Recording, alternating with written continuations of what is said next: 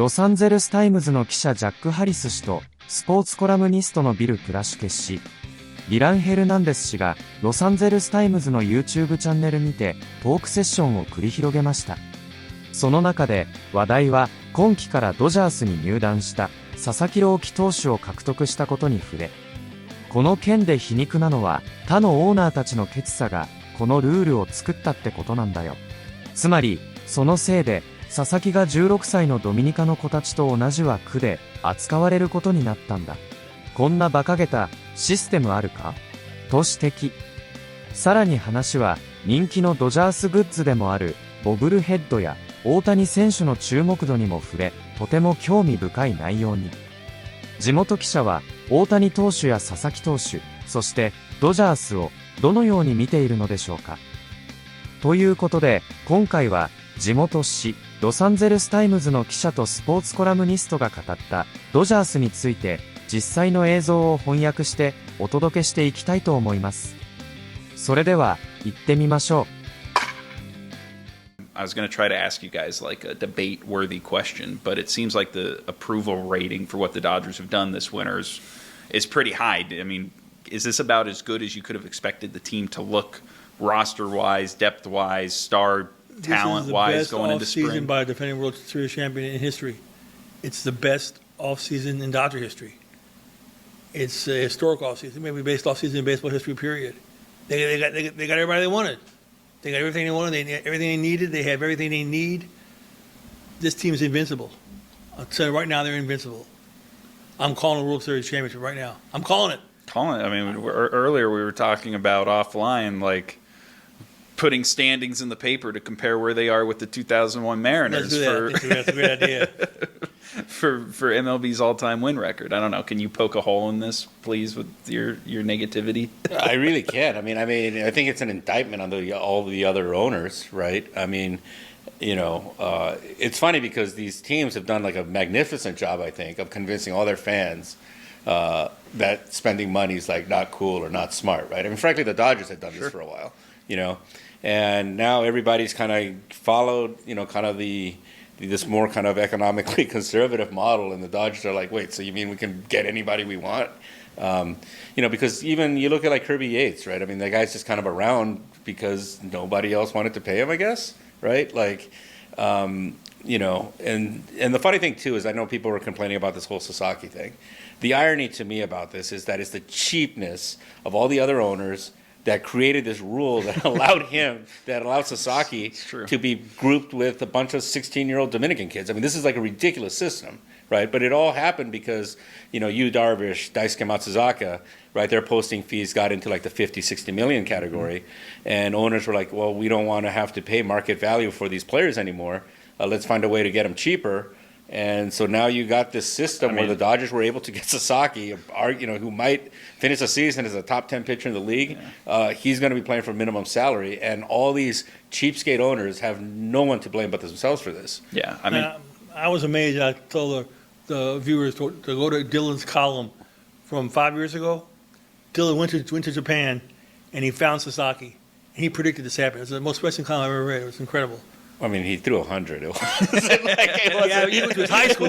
You saw him pitch in high school. I did. But you said this guy... Dylan was just driving around to Japan and saw somebody on a field throwing and goes, oh, man, that guy's going to be good one day. That was a great column. It was a great job. The funny thing about that was, because he's from this backwoods prefecture where Otani's from. And actually, that field was where he played, the stadium where he played, was in this park that was connected to Otani's high school, and there must have been that day. This is the National Baseball High School Tournament. It starts there at the local level, right? And I think 7 of the 9 starters on this team, they played this team from this like tiny village. 7 of the 9 starters were named Kikuchi. That's how small that town was, right?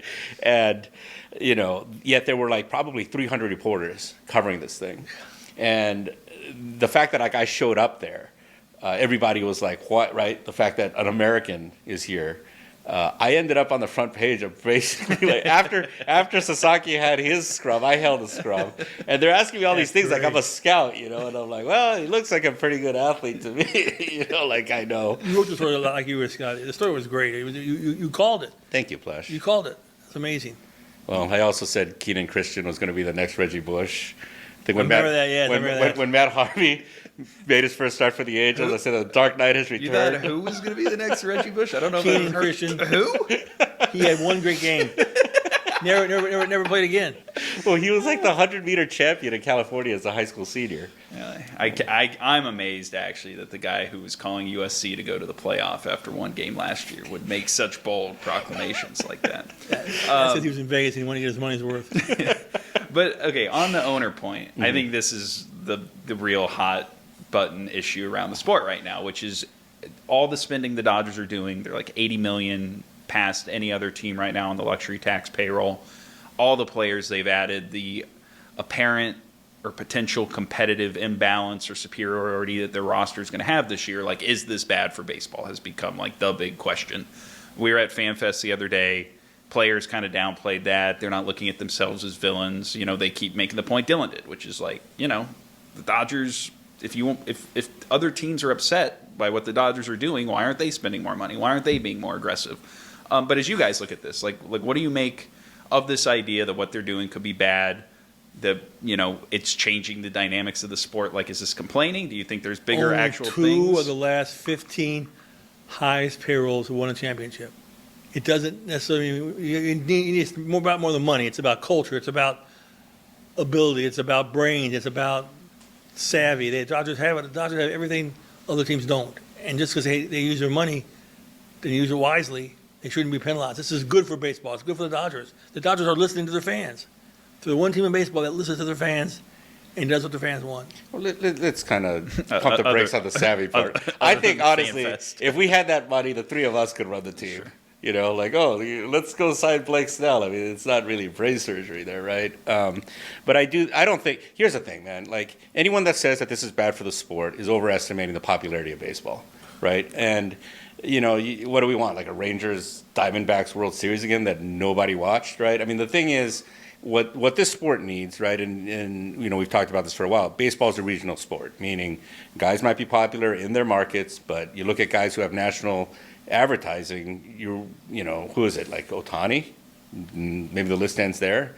How many baseball players are actually known throughout the country? Like, not many, and so I think it's good that you have the same team, frankly, show up to the World Series every single year, where it's going to be nationally broadcasted on Fox. The fans will kind of get to know these guys, right? And I think I might have made this point the last time we were on this, but you go back to like the '90s Yankees, right? The fact that like guys like Bernie Williams and like Paul O'Neill had national profiles, I think kind of points to the merit of that. And does anybody, like, seriously, outside of like baseball fans, like, does anyone know who Ellie De La Cruz is? No. Like, I can ask my 11-year-old kid. I guarantee you he has no idea who this guy is. I'm trying to think of even other baseball player commercials now I've seen guys in. Yeah. So maybe Aaron Judge. Bryce Harper had one, yeah. All right, 3. Yeah, I mean, to me here, 2 things can be true, which is, one, the irony is what the Dodgers are doing, especially this offseason, is the thing that they've gotten criticized for not doing in the past, right? Like, the whole ethos of this winter has been, we're going to get all of the pieces we feel like we might need over the course of the year now. We're not going to go into the year with potential holes in our roster that might leave us in a spot where we're going to have to scramble at the trade deadline or rely on some of our younger, more unproven pieces. I mean, even last offseason, right? Like, we talked about it going into the year. For all they added, it was like, well, the rotation's still a little shaky and the lineup looks a little top-heavy and you're relying on some guys in roles that might be tough. Like, there's really none of those questions right now. It's almost impossible to see how they're going to run out of starting pitching again. This really kills Dylan and I, because we got about 20 columns every year, every summer about make this trade, do this move. Yeah. Now we got season's nothing. over, season's back. Yeah, I mean, now, right? I mean, I do. And again, we've seen kind of super teams or attempts at building super teams, right? When the Phillies kind of had the 4 aces, so to speak, and some of these, A-Rod going to the Yankees, right? That team only won 1 title really after A-Rod went over there. But, I do think what's kind of different here is that it's not just, in the Dodgers case, it's not just the lineup, right? It's not just a rotation. Now they're getting to the point where they're spending money on the bullpen, right? And you're looking at this and like short of, something really, really bad happening, I just don't see how they lose. Like, they just have so many outs, right? They have so many ways they can win baseball games. And it will kind of challenge this kind of conventional wisdom, right? That, I think for so long it's been that it doesn't matter what type of team you put together, right? If the bats go cold in the postseason, you run up against some good pitching, you could be shut down. But the other part of this too, right, is that there isn't a Randy Johnson, Kurt Schilling, rotation out there anymore. I mean, there's not even one guy that you think, okay, is going to go out in a postseason game and throw 9 innings either, right? So that way to kind of defeat these super teams, that doesn't exist. And then also, the Dodgers just having so many routes to be able to win games, it does, to Plashke's point, like, maybe they really are kind of invincible. And all this and the Padres suck. Well, and this is where I think there's some credence to this argument, right? Because the one thing that is true is that I don't think, at least in the recent history of the sport, we haven't seen one team operate as differently as the rest of the league in the way the Dodgers have right now. Like, the luxury tax has served as especially after you win. Right. After you win, you don't do anything. Usually you rest on your laurels for 5 years. Yeah. So, like, usually the luxury tax serves as a soft salary cap, and most teams stick around that. And what we just haven't seen is, like, the Dodgers, they're not doing anything wrong. They're not breaking rules. They're not even, like, overpaying for players. Like, all these deals they've done are about at market value. And they're just able to position themselves as a contending team with a lot of resources and a lot of ways to help players that players want to come to. But seeing a team exercise that level of financial dominance, that level of, being an attractive destination to build this kind of roster is different. And while, I agree with you, the Dodgers being in the World Series year after year for the next few years probably is good for the sport's profile overall. But I do think it tests some of the competitive mechanisms, the spending mechanisms in the sport, because look, I think like they still only have a 20% chance or whatever on like Baseball Prospectus, which came out with its preseason computer estimations of the season. They still only have a 20% chance to win the World Series. But if they end up like really being an invincible team, I do think it raises some interesting questions. But there's a long way to go between now and then. And yeah, from the Dodgers standpoint, if I was a Dodger fan, like this is exactly what I would want to see the team do, especially with how much you have to pay to go to the games and go to the Fan Fest and get the cable channel at home and all that. So and between now and then, there's bobbleheads. Houston Mitchell published a list of the bobblehead dials for this year, and I'm going to read them to you and see if you think they're worthy. These are the guys who are going to be bobbleheads. So to see if these bobbleheads were warranted for each player. First bobblehead. Guess what it is? The first one? Otani. Okay. Second bobblehead. Guess who it is? Betts? That's what I would guess, but no, Freeman? it's not. Freddie Freeman. Okay. With the third bobblehead. Betts.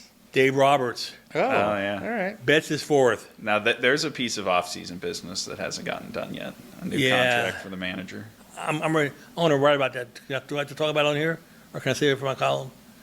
Does anybody read us anymore? Yeah, I think more people watch this. I'm curious what the overlap of people who watch this and actually read our stuff. All right, Dave Roberts needs to get a new contract now.